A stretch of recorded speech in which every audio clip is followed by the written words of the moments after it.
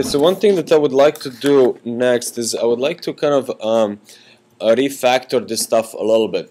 So we're going to be working on the timeline activity next, right? And we're going to need to read the data from the database. And this guy is saving the data in the database. So what it sounds to me like is that there's some repetition there in the amount of work, right? In both cases, we need to open up the database, and we need to basically worry about all the database related stuff.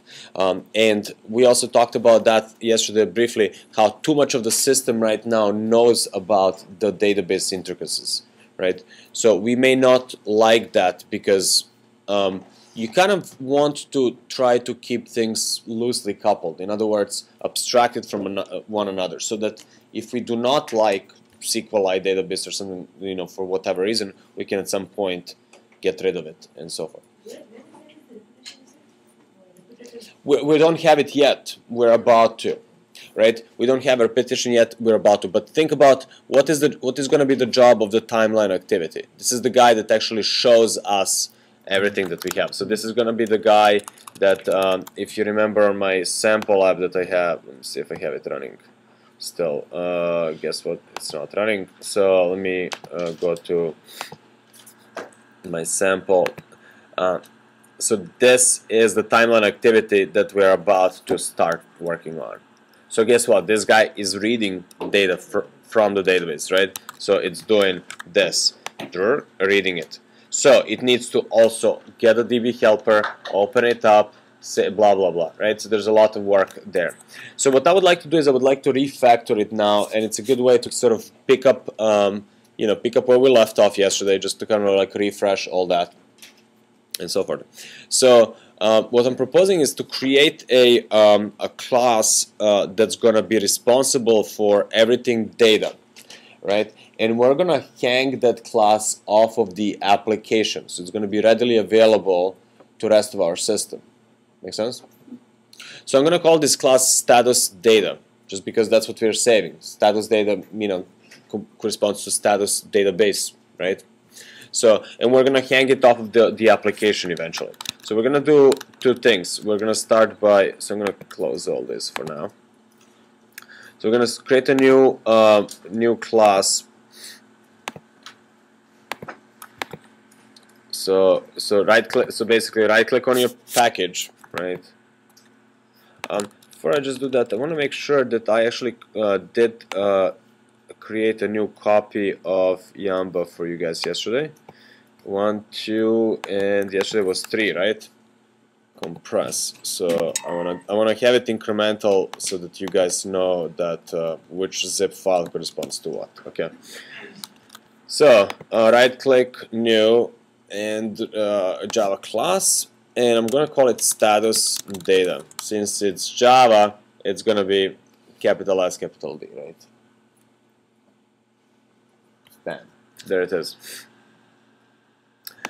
And status data right now is going to be just a plain Java object, right? It's not subclassing anything special.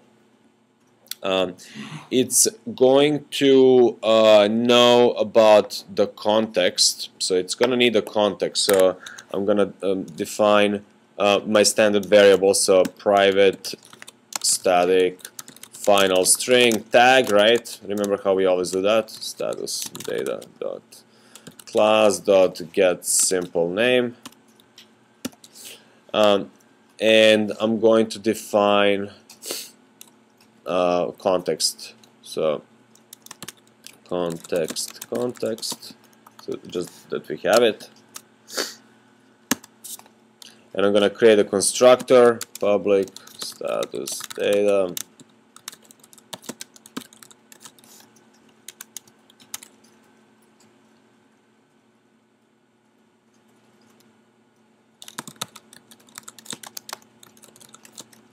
So far I'm just kind of creating a shell, right? It doesn't really do much.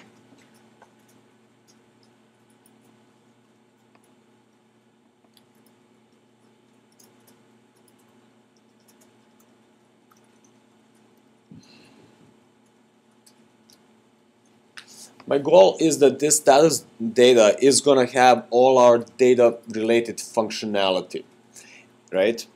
And it's going to be the only one that actually uses data DB helper, right? So it's going to have a DB helper. So I'm going to create DB helper as a as a relation as a object, and when we create the new status data, we're going to create DB helper is new DB helper this. Sorry, not this, but context. So we're going to pass the context into it because that's what we need it for.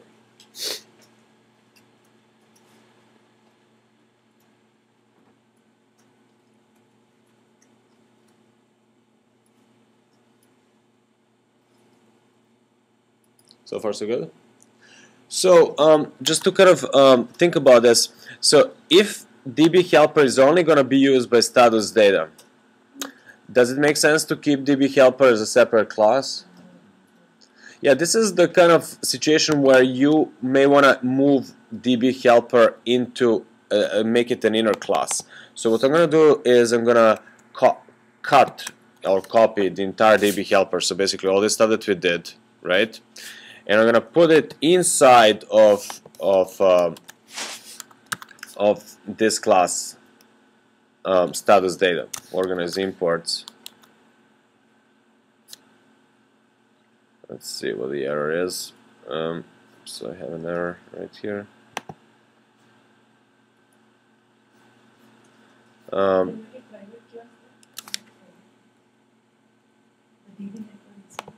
sorry?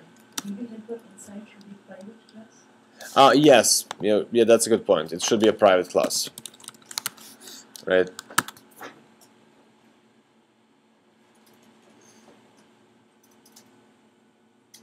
So you copy the whole thing? Yeah. So I copied basically everything inside of the DB helper. So minus the imports because you're gonna do organize imports in the other one, right?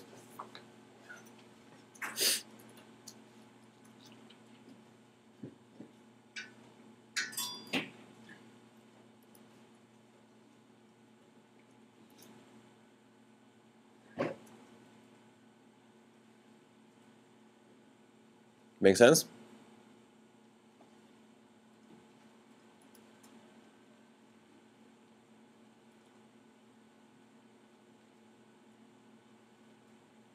Shouldn't we be using the context from the status data class instead of declaring another context inside the data? We're not defining a new context. We're just defining a reference to a context. So a context is going to get passed into it. Sorry. In this guy. So the context is going to get passed into status data. And we're just passing it. Oh, I see what you mean. Yeah. So now we have it. Yes. Yeah, so this becomes a good point. So this becomes, yeah, so we don't actually need this anymore because context is now known inside of status data. Yes, good point. So we don't need multiple variables pointing to a context. Right. So DB helper can now use the context that was defined at the level of status data.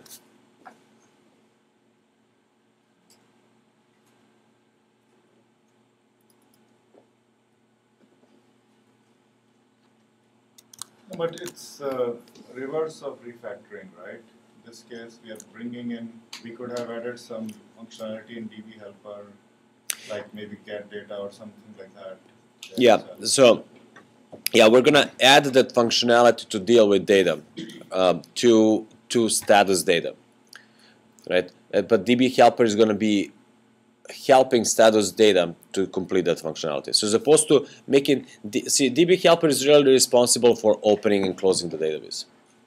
Oh, it's not for querying and yeah, so we're making status data be responsible for that. So status data is going to be responsible for all the data related functionality, and it's using the right. So the structure is going to be like this. So it's going to be status data, right? And status data has a DB helper. So DB helper, right? So uses DB helper and then provides all the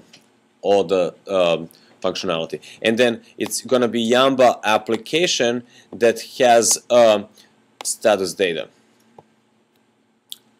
Make sense? So this status data. So we'll have two classes or two entities mainly for database functionality. One is DB helper, which is only used for creating and initializing the database, and for all the other data functions, let's say if anything else comes up, any other view we add data on, which needs insert or view or fetch query, that will use status data for that. Exactly. Okay. Yeah. Yeah, exactly. So basically, status. But we, at the outside world, is only going to be concerned with status data. It doesn't care that the status data internally uses database. Okay. Yeah. Cool. So with that, we now basically have a simpler. We have something called status data that we're going to be using. Now what we're going to do is we're going to hang status data off of the application, Yamba application, so that it's available to everyone, right? So I'm going to make private, actually I'm not going to make it private, I'll say status data, status data.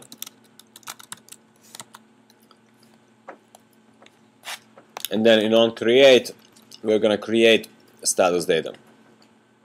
So status data is new status data, and we pass this into it. So the status data has the context. So we basically declare it as part of the Yamba application, and we initialize it here. So those two lines are new, basically, in Yamba application.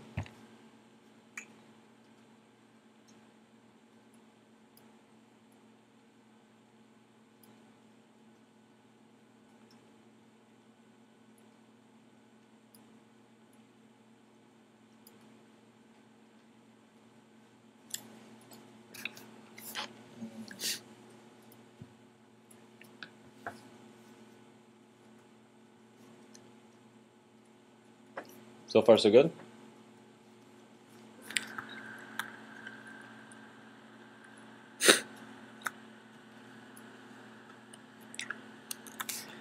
So again, we just basically are hanging. So it's Yamba application that has a status data. So this is has a relationship. So this is status data, right? So in the future, we're just going to be able to ask anyone in the system for Yamba application status data. So anyone in our system, we now have access to status data, right? Question? What is the reason for passing the context? What is the reason for passing a context? Context is sort of gives. See, remember how we said our application is really everything here, right? So this is everything is application. So application sort of knows, or bits and pieces of application know who they belong to based on their context. So the context for an application decides on everything from like which process it belongs to, what file system it has, what resources it's got access to, and so forth. So it's sort of like an abstract concept that gives you, gives you your membership in the club, right? Gives you context for your code. So an activity doesn't know who it belongs to other than the context that it has. By inheriting from context, it knows which app it's part of and so on. So activities, services, application, they're all subclasses, they're all children of context. Right? Share one activity, let's say, between two applications. Can you share one activity between two applications? Not really. I mean, you can copy your class from one, and you have two copies of classes, but they're going to belong to their two different contexts. Yeah. What's possible to do is it's possible to share to have multiple applications share the same context. That's possible to do. So that means that you have both apps signed with the same key, belong to the same package, and then they can share the context. In other words, you can have two applications like that, for example, share the same file structure, the private file system, right? Yeah. Okay. So now that, sorry, any other questions? But they will still have two APKs, right? Yeah, you would have two separate APKs that share the same contextual stuff, like the process ID and the file system. Okay, so if I look at how we use database in our updater service, remember I said this is not very efficient code. We like here open the database, we created the content values, and then we close the database. I would like to have this responsibility shifted now to StatusData, because I would like StatusData to be responsible for everything database related. So basically what we are doing is we are hiding the information about how insert happens, what algorithm we're using for, when problems happen. All that stuff we're putting now in StatusData, right? So what I'm going to do is I'm going to create in StatusData a new method called I'm going to push the DB helper lower. Let me just kind of document it. So class to help open create create upgrade database. Okay, so I'm gonna push the responsibility. I'm gonna push the DB helper lower. So what we're gonna do here is I'm gonna create a public insert. I don't know if it's gonna be an int. For now, I'll just return void. We may change that later on. Content values. Values. And so this is going to be responsible for inserting into the database. So this is going to be our code that inserts into the database. Right?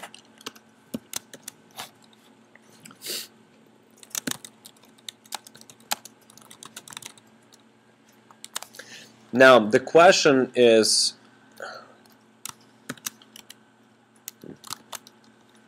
do this again like this. Inserts into. The question is, I said I'm trying to kind of not explain, not have to show the world that we're using something that's database specific, right? So so we're trying to hide the fact that we're using DB and all that from the outside stuff, and we want to package all that inside of StatusData. Now the question is, what about content values? I'm using this thing called content values. Isn't that a database related thing? Because we introduced it as part of the database. It's just an Android class for name value. Yeah, so that's a good point. So content values, as you can see from its package where it belongs to, come on mouse, show, it's part of Android content values. In other words, it's bigger than the database. It goes beyond database. Somebody was asking yesterday about it. I think you were saying that why does it say here if you're using content providers, don't use anything from the database package? Well, that's why, because we are abstracting. If you're using the data in a more generic way, we don't want to tell the world. We don't even want to include database related stuff, right? So that's what I'm kind of trying to point out, that content values really has nothing to do with the database. It's just a very generic name value pair table.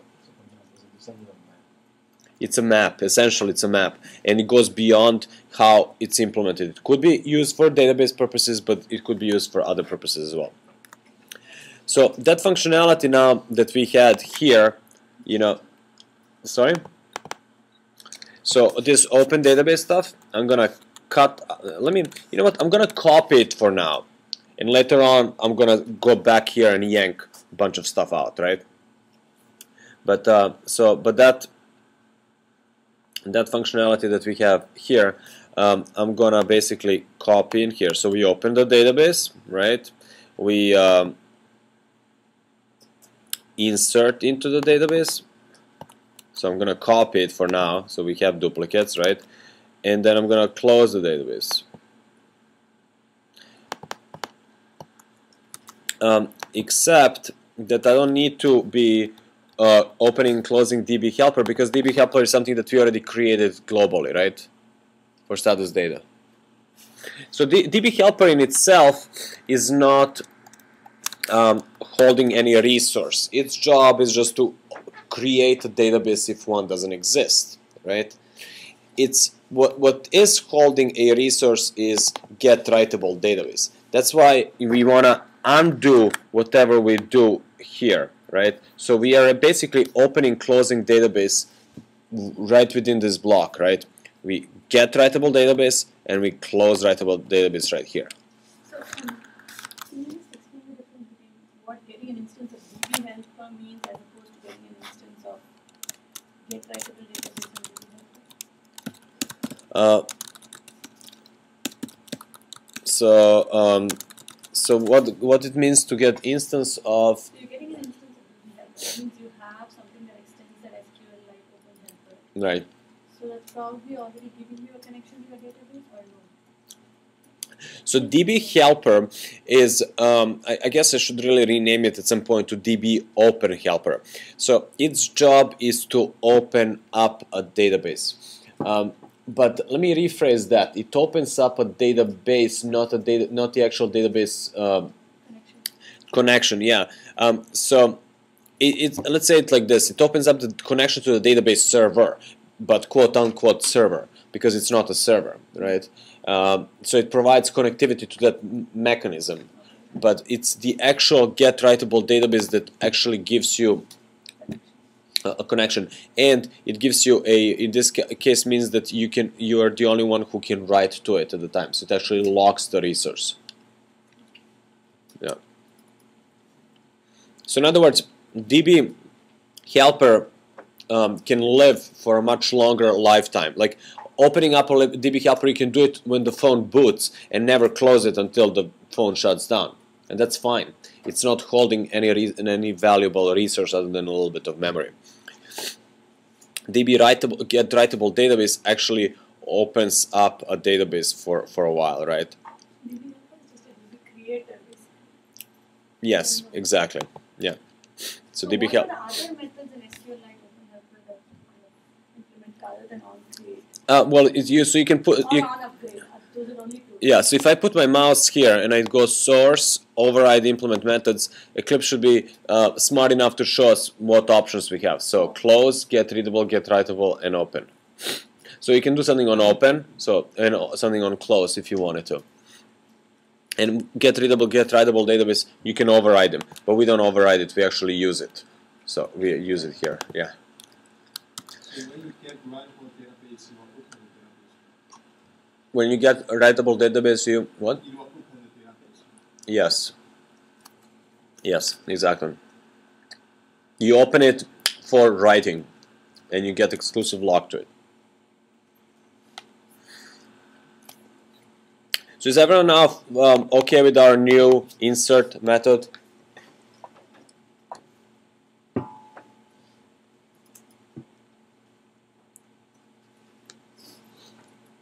Right?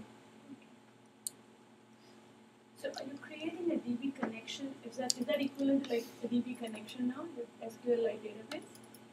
Yeah, so the SQLite database is a connection to an actual database, yes.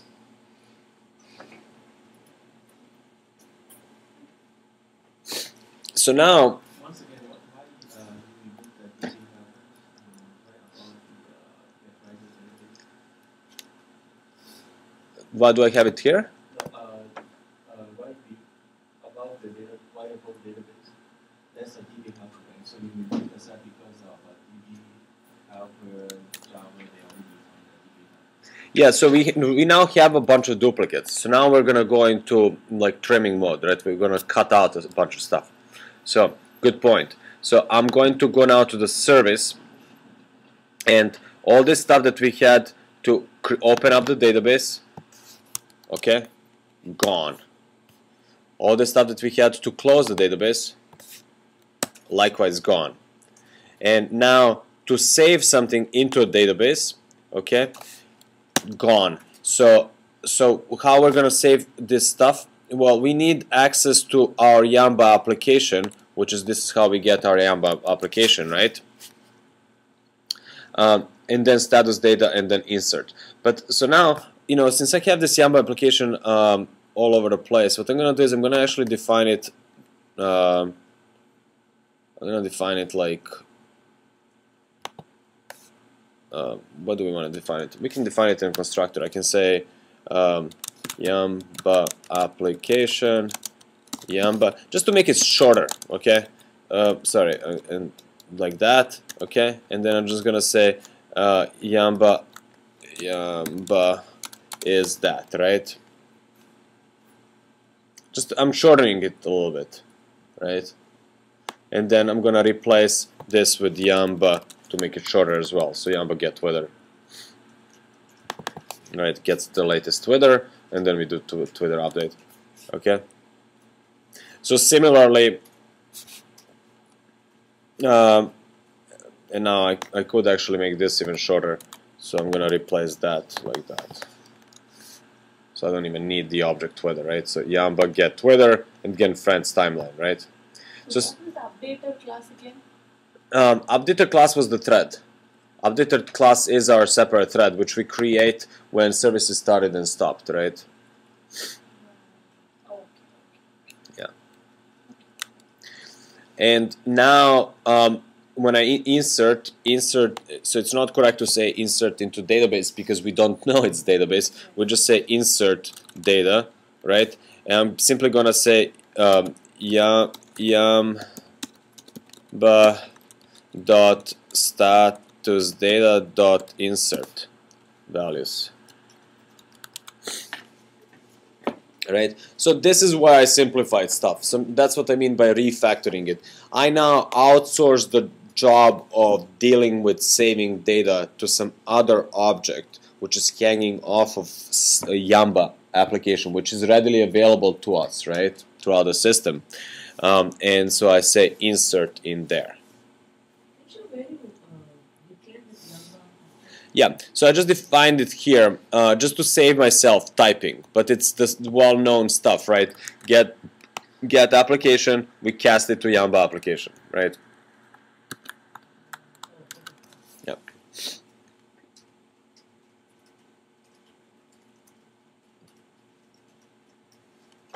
And I just defined it global to my yeah.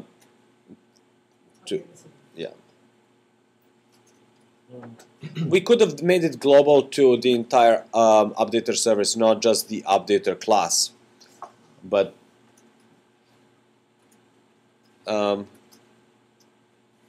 I don't know. Just your opinion on this design idea. Right now, we scroll along a little bit. Mm-hmm. We're still using the columns, fields defined in database helper. But since database helper was pulled into a private class of That's right. status data, let's say we would have deleted database helper. So my question is this, because this is what I'm trying to get what I should do here. Those constants, put them at the level of status data because it seems like there's columns, appropriate for status data. Or if you bury them inside of database helper, which is private inside of status data, we'd have to make database helper private. So just your general idea. So that's a great point. So the point is, like, we're trying really hard to get rid of any reference to the database related stuff in UpdaterService, or for that matter, the rest of the system. We don't want the rest of the system to know about the database because you guys asked yesterday you wanted to potentially change to some other database system, etc., etc. So your point is great. It's like, hey, but you're referring to DB helper all over the place. And the only reason why this even compiles is because I have a duplicate DB helper here. Because remember, the one that we moved to here is now private. right? So I'm about to delete this. This is gonna go away, and this is not gonna compile, right? So that's a great point. What do we do? Well, we could, one option is to make DB helper not private, and then do status data. So yamba.statusdata.db helper dot blah. But that makes no sense. What makes more sense is to move some of this stuff that is actually relevant to the rest of the system outside. And I could pick all of them, but since I'm only picking the ones that actually are shared by the larger, group, so I'm gonna cut that out. So why not make the status as the input parameters instead of the values? So when you get the status list, you just pass the status as the input parameters. That's a good point. So let me just move this here. Okay, so I'll move these variables here, the database columns. Okay, and I'll get back to your point. Okay, so that's here, and then just to finish the refactoring, but I'm gonna get back to your point. It's a really good point. So now this is not DB helper we're referring to, but status data, right?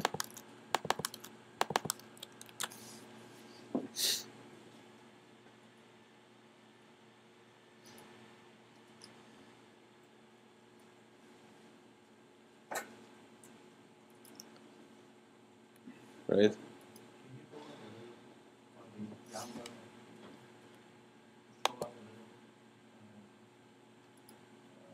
You meant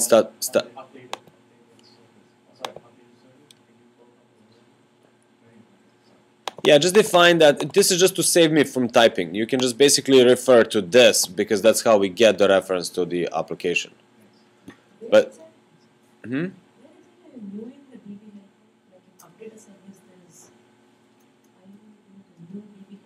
So DB helper now belongs solely to database, to status data. We're about to delete it from here. Can you show me the status data?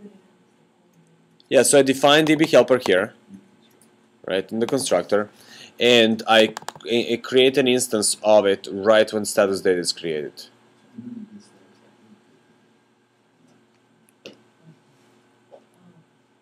So it's kind of like it's a built-in component of status data.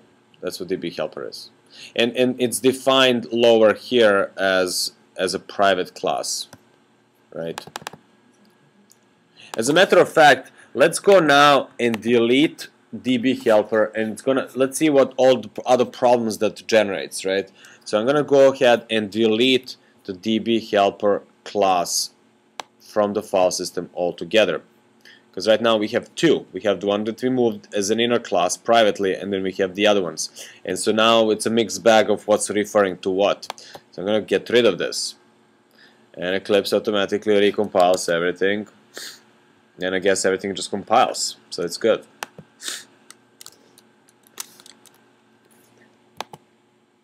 Okay.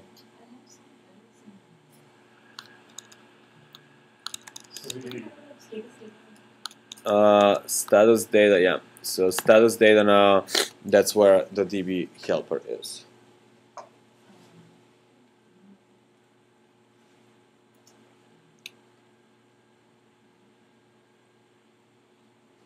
So status data now houses the variable, the names of the columns, right? Right, so the status data houses the names of the columns, and then the UpdaterService is basically referring to those status data variables. Okay, now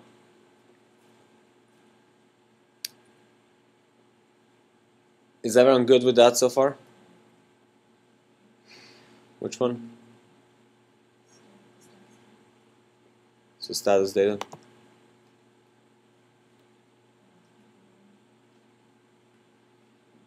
So we move the functionality for inserting into the database here to this guy. So now, so here's a little bonus question for you guys. Back to the question. What, right now we said, we designed this status data to take content values and insert it. Well, what if we wanted to simplify this even further so that we're not even worried about content values, but we simply say, imagine that you can simply say insert into insert status. Imagine that you can do that. Of course, that doesn't work right now, right? So how would you outsource some of this functionality for converting into status data? That's what you were asking about, right? Okay, so I'll give that to you guys as a bonus question. So try to do that. So in other words, what you want to do is, this now doesn't compile, right? But what I want to do is create a new version of this. Actually, let me do it like this. First, I'll define it. So public void insert, but as it takes a status as the data, right? Organize imports and import Twitter status, because that's what status we're referring to. So this now needs to take this and insert it into the database. Okay.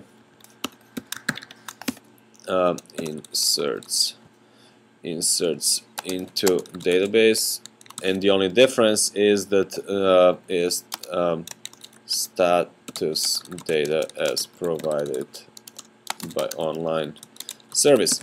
So that's now what we want to insert, right? So I'll give you a second to do that, to update it. Okay, and go from there. So, did anybody make this change? Create this method? So basically, all I need to do is I need to move the responsibility now for creating new values. So I'm gonna copy it first, and then I'll remove it, right? So it's easier for you to visualize. So now this guy creates new values. This guy copies the values from one to the other, right? And then this guy is simply gonna call in. So this dot insert values, right?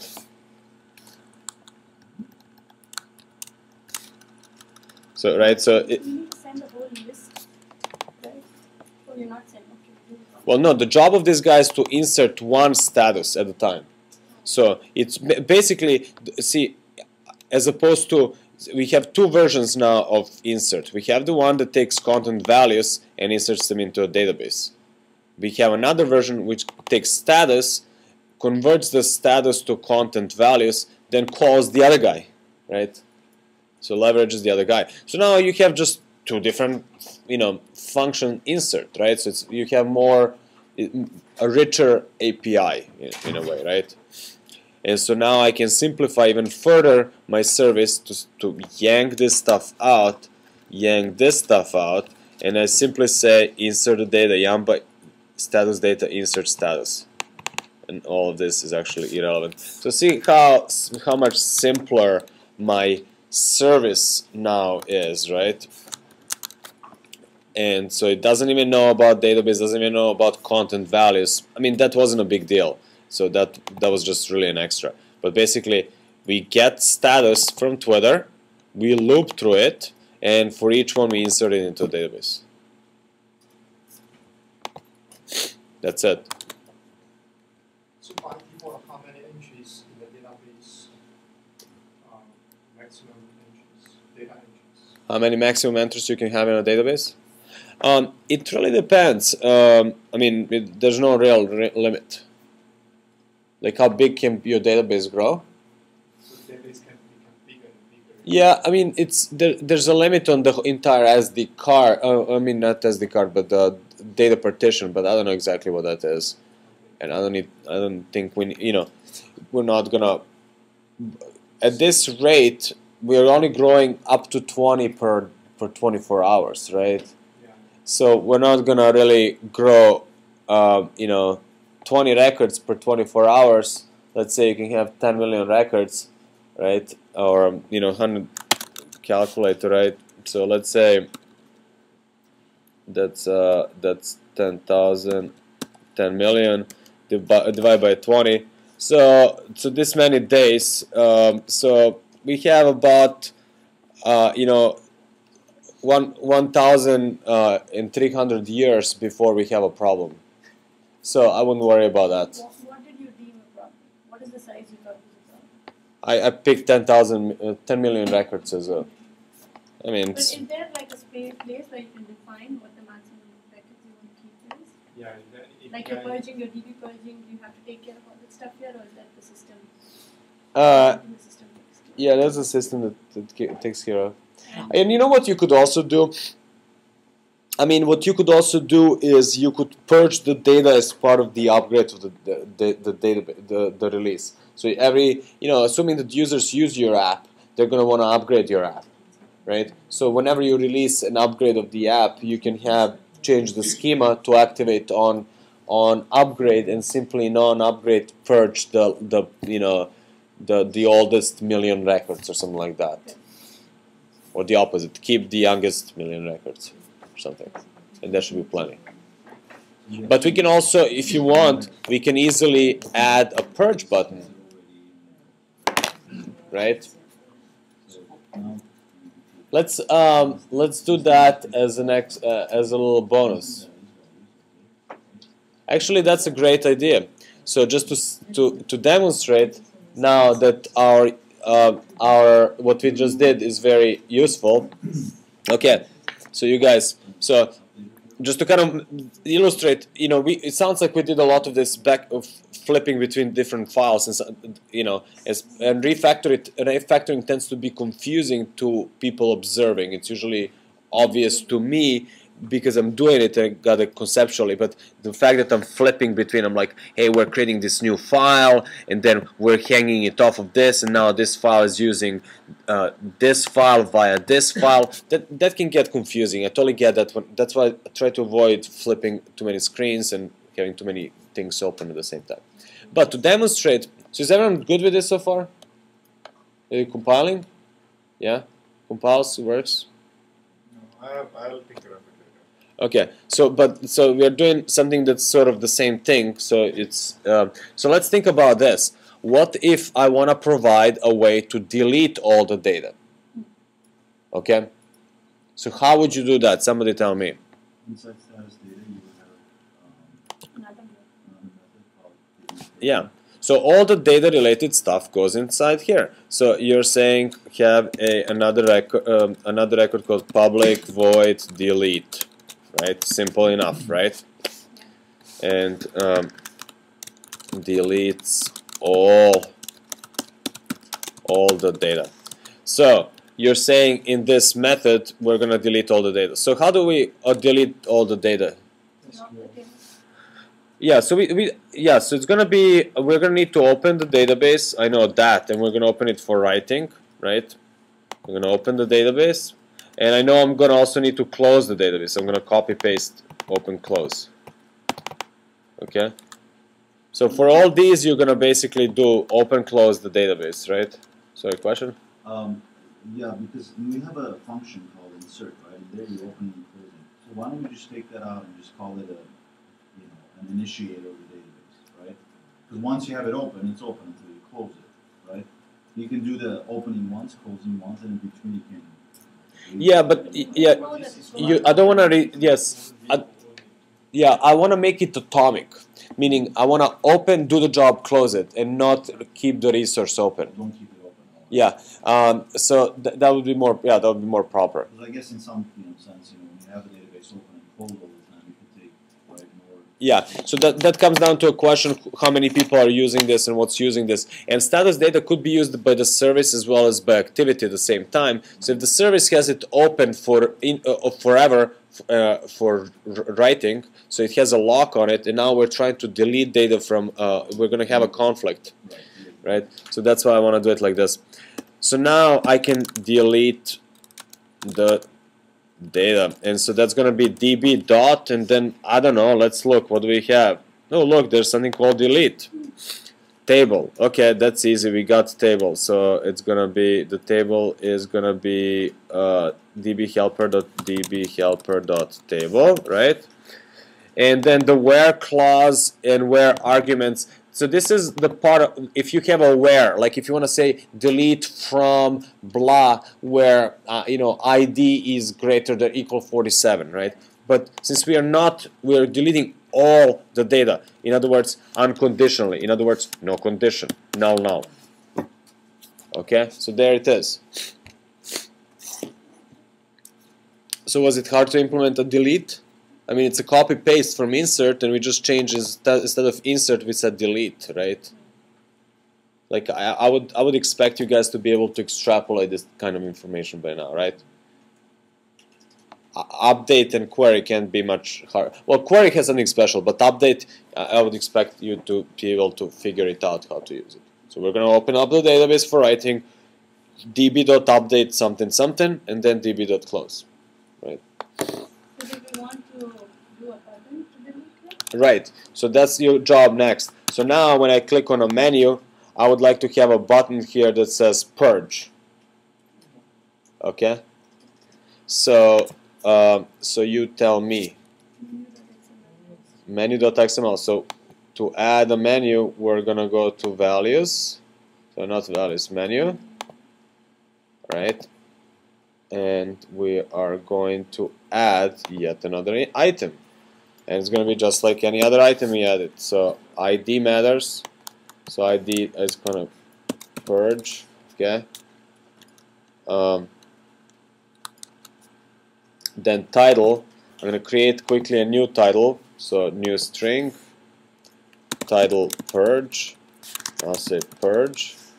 Insert it. Okay. And then the hardest part is going to be the icon, right? So while you guys are entertained with adding the rest of the stuff, I'm going to really quickly look up my Android drawables on screamingpenguin.com, which gets you there. And I'm gonna search for something that has to do with delete. I'm looking for something that starts with IC menu, because then they're kind of there you go, IC menu delete, because they're all consistently the same size. Okay, so back to this at Android column drawable / IC menu delete. So it doesn't. It's a see now I have an error here. Remember, XML errors are harder to find. Like you just see it here and then stops compiling everything, and including your R file, right? So you gotta. The only clue is what you get here on the But why I didn't get that? You didn't? No. So maybe I have it. What do you think is the problem? It's super hard to find. Space after the delete. Yeah, this is ultra hard to find, but see, I have an extra space. Like you had an extra enter yesterday, so be mindful of that. I don't see it. It's right there. Bam. And now I save it. It still shows here, so you may want to clean this, but saves it, everything compiles. Okay. So my menu is automatically now going to be there. Like it doesn't do anything, but if I run it, my menu is absolutely going to be there.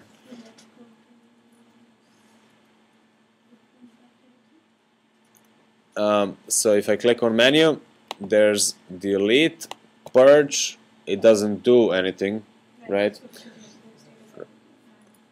Right. So exactly. So the menu processing for status activity is done in the status activity itself, right? So status activity, and we have a method called under menu stuff called on options item selected.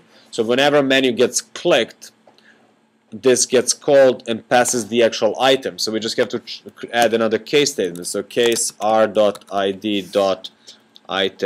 purge, do something, and then break. And so what is that we're gonna do?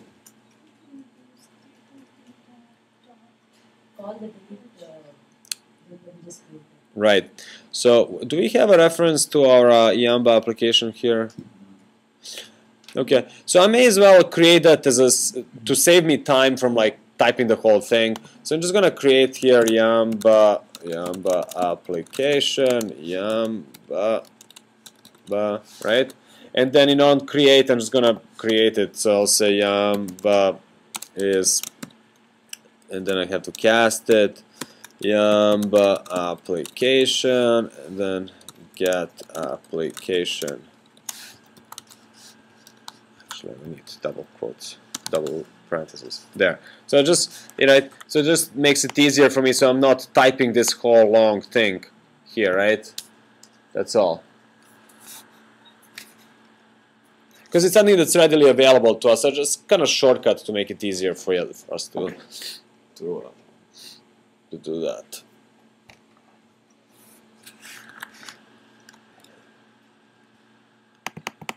I should be consistent and move my these guys up to the top.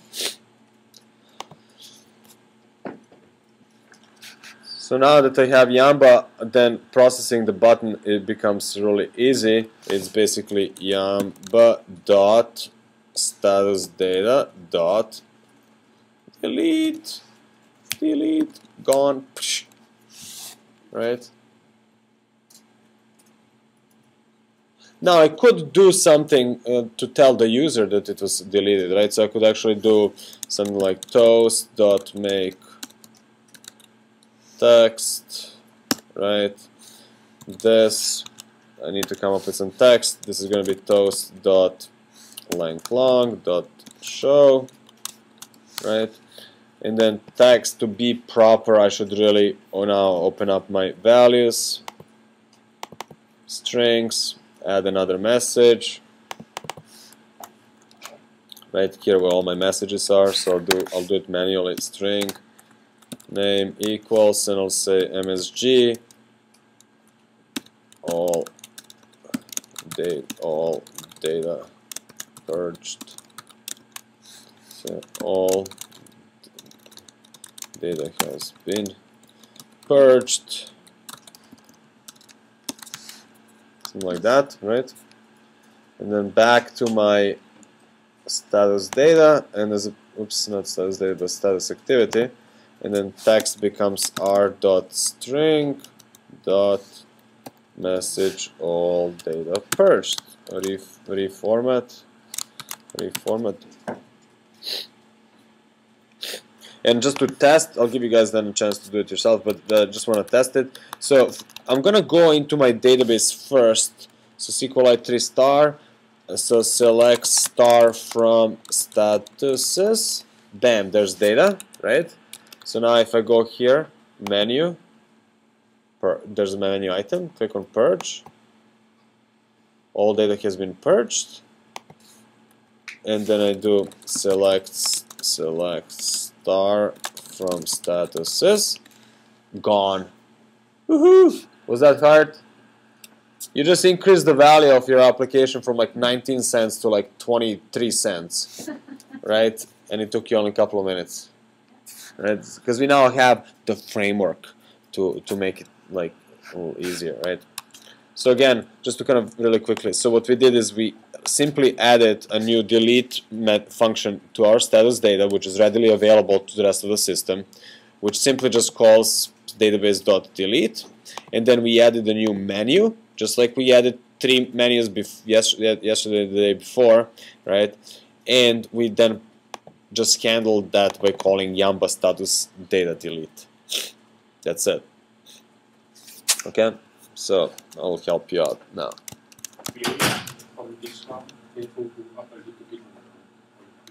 On create options menu? Yeah. But that hasn't changed in a while.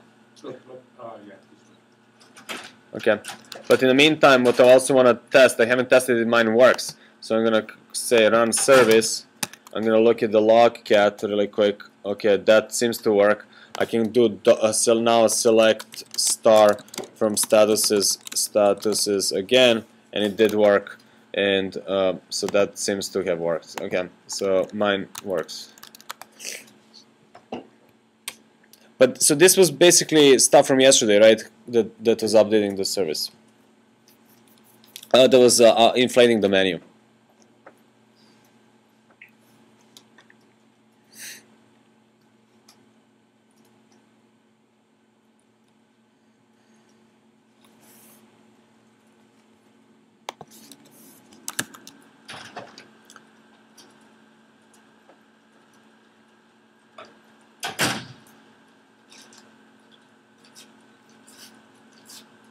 You guys good?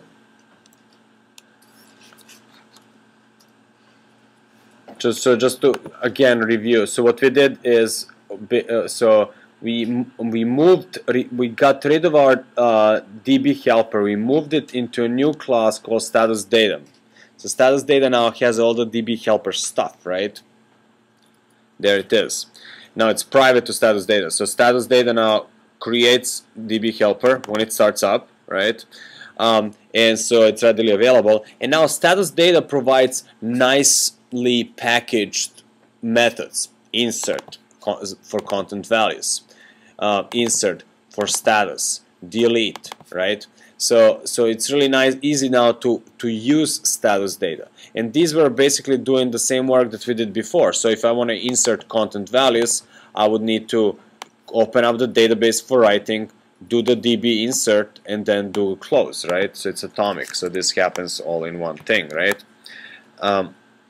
So now this StatusData, we hung it off of the Yamba application, right? So Yamba application now has a StatusData, and whenever Yamba application is created, it calls StatusData this, right? One another thing that we could do is Yamba application also has a method called terminate. So when your application is shut down, you can do something. This is just it'd be a nice thing to do.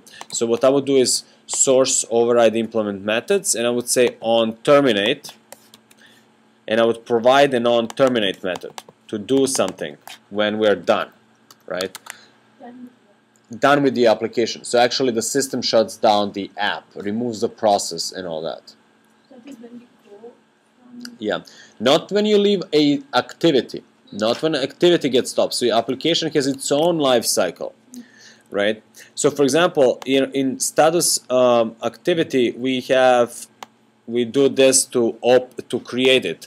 The opposite of this would be to implement a public void close, right? That would undo what we did here. So I may say db helper dot close, for example, to close any open database or anything like that. Okay, so that's the opposite. The flip side of a constructor would be a close, right? That would be a nice thing to do. But you're just being nice to who? I'm being nice to the system. So I'm being nice to the resources. But I'm if I'm killed, the system's going to clean it all up anyway. It will, but the system will clean up the objects. But the way it cleans up the objects is by checking who doesn't have any reference to being referenced by anything. So if you have an open database, then it's a little harder because it says, okay, this object is still maintaining the database. Maybe the database is maintaining the reference back to it. So you have this circular reference, and it just takes forever to like actually realize that that's subject. So database networks, things that are external to us. You kind of want to close them, and so Yamba application is a good opportunity to do all that. So status data dot close is now the opposite of status data this, right? So again, we have on create, the flip side is on terminate. So whatever you do here, you kind of want to undo here, that sort of stuff, right?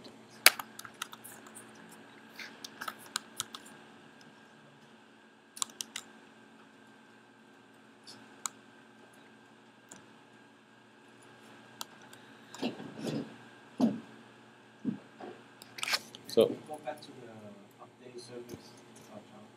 yeah, and so in the updateService.java, we simplified it dramatically by basically just saying Yamba status data insert, right? And Yamba is basically just a short form for this. What exactly written the on terminal? In yeah, so status data now has a close, which just closes whatever it opened, right?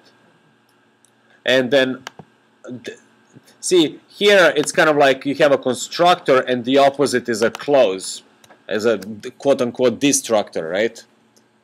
And here you have the on create and the opposite would be on terminate. Yeah.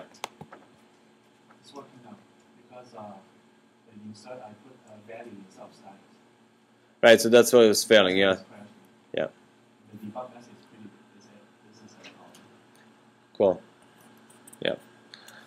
Cool. So now we're back at square one. We basically, what we did today is just refactor stuff a little bit. We made it a little simpler, but our goal was to kind of abstract the data stuff behind something called status data. So now there's something called status data, which is global to the object, which is readily available, and that now deals with this. Later on, status data is actually going to become this guy's content provider. But for now, just so you know, it's, you know, we kind of, just from Java standpoint, we wanted to isolate.